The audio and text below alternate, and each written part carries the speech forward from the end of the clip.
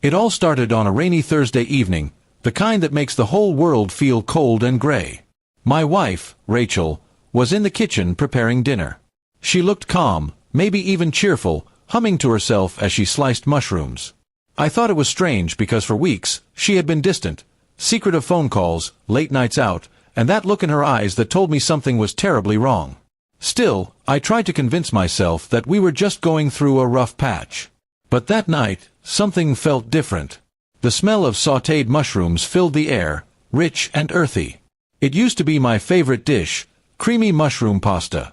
I smiled faintly when she placed the plate in front of me, but the warmth in her voice didn't match the coldness in her eyes.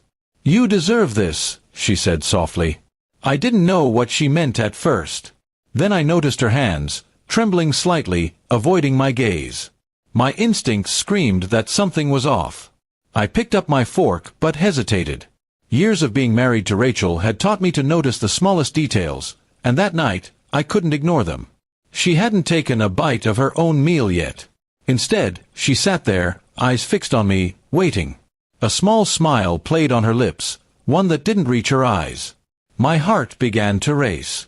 I excused myself casually, saying I needed to grab my phone from the living room.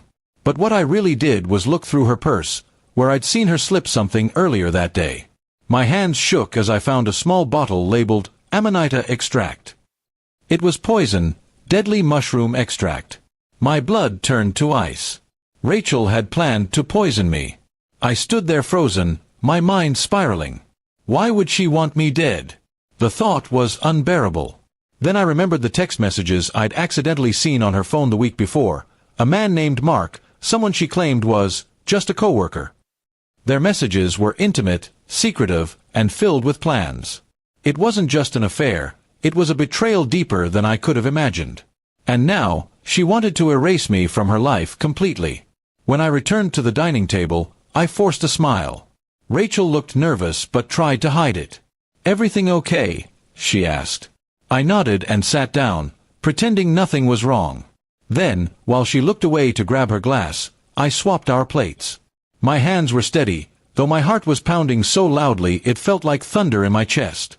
We ate in silence for a few moments. She took the first bite from the plate that was meant for me. I watched her closely, the way she smiled after swallowing, the fake innocence on her face. I pretended to take a bite too, but I couldn't taste anything. My mind was numb. After a few minutes, Rachel's smile began to fade. She frowned, rubbing her temple. Then her breathing grew shallow. Her fork clattered against the plate as she tried to stand, her face turning pale. "What's happening?" she gasped. I stared at her, not out of satisfaction, but disbelief. She had done this to herself. I had only switched what she had planned for me. She stumbled toward me, eyes wide in panic. Call an ambulance," she whispered. I froze for a moment, my mind torn between revenge and mercy. Then I grabbed my phone and dialed emergency services. But it was too late. By the time help arrived, Rachel was unresponsive. The paramedics tried to revive her, but the poison had already done its job. They declared her dead at the scene. I stood there, numb, unable to comprehend that the woman I had loved once had died by her own hand. The police questioned me for hours. I told them the truth, how I discovered the poison, how I switched the plates in a moment of fear. They were skeptical at first, but when they found the poison bottle in her purse and her text messages to Mark, everything became clear. It was ruled a tragic accident, self-inflicted. But deep inside, I knew it was no accident. It was fate, cold and merciless. In the days that followed, I couldn't sleep.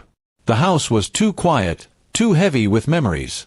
Everywhere I looked, I saw her, laughing in the kitchen, sitting on the couch, pretending to be the loving wife I thought she was. But now, I also saw her other side, the one capable of deception, betrayal, and murder. I later learned that Rachel and Mark had planned to collect my life insurance after my death. He disappeared soon after she died. The police tried to find him, but he had vanished without a trace. It was like he never existed. The thought haunted me, how close I had come to losing everything because of someone I trusted completely. Months passed, but peace never returned. I stopped eating mushrooms altogether, not because of fear, but because they reminded me of that night. The night love turned deadly. The night trust became poison. I replayed it in my head over and over. What if I hadn't noticed? What if I hadn't switched the plates? My fate would have been sealed. Now, every evening when I sit alone at the dinner table, I stare at the empty chair across from me. I don't feel victory, only sorrow. Rachel's picture still hangs on the wall, smiling, forever frozen in the past. Sometimes I wonder if it was truly justice or just another form of tragedy. All I know is that love, once poisoned, can never be healed again.